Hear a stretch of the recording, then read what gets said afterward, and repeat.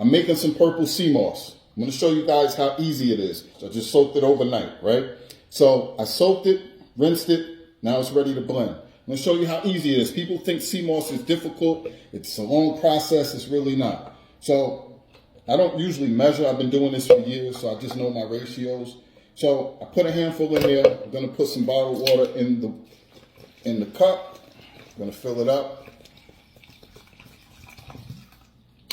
And now I'm going to blend it.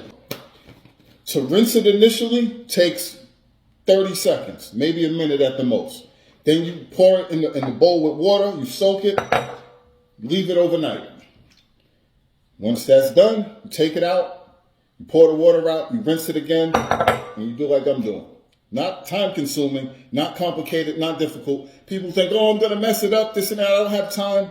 It's not that crazy. So look, got it in there. Now we're just going to blend it.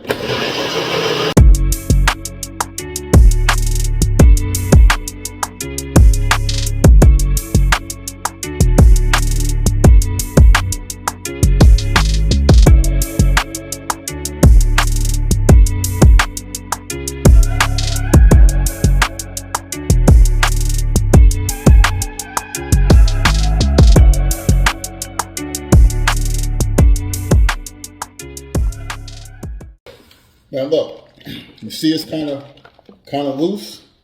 It's good, right? I can tell that it's not fully blended yet, so I'm going to blend it some more. If this was too thick, I would know that I need to add some more water, but I know this is good. If it's too thick, you need to add more water, just add more water, keep blending it.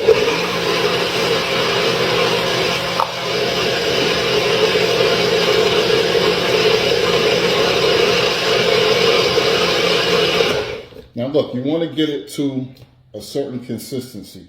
Normally, my sea moss would be a little thicker, but this is good because it's going to gel up anyway. Now I can tell that it's good. It's not, I don't know if you can see that, but it's not clumpy, it's not lumpy.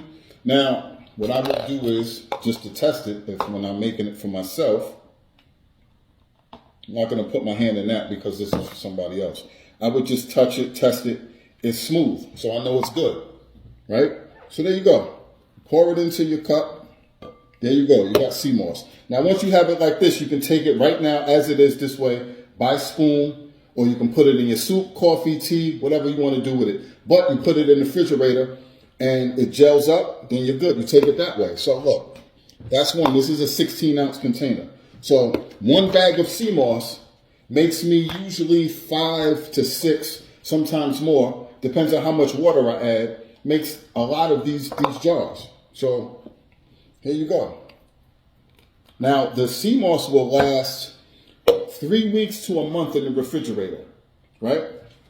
So you also don't have to make more than you need at one time. So if this is all you need, just make a little bit. Look, here's another batch. This is a little bit thicker. It's still good. It's cool.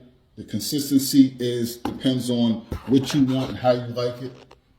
So once you blend up your sea moss and you let it gel up, if you don't like the consistency, if it's too thick, depending on how you use it, all you got to do is take it out, add more water, and re-blend it. So like this, honestly, for who I'm making this for, I know this is too thick. I'm going to honestly blend it back. I'm going to put some more water in it. Even for myself, especially if this was mine, I would blend it down some more. So look, I'm going to show you. I just told you. Just let me grab some more water. Even once it's gelled up, like I said, take it back out, add some more water. Can't go wrong.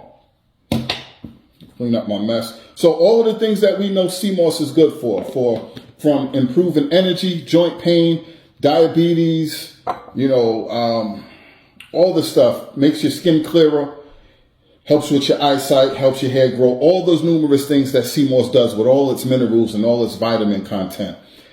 It's so easy to make, it's so easy to consume. You can consume it in so many different ways. There's no excuse not to take part in this and get healthier.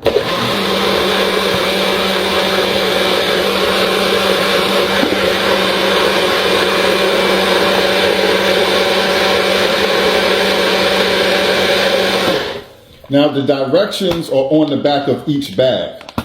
So You can find the directions on how to make the sea moss there. You can also, I have a pinned video at the top of my playlist, top of my videos.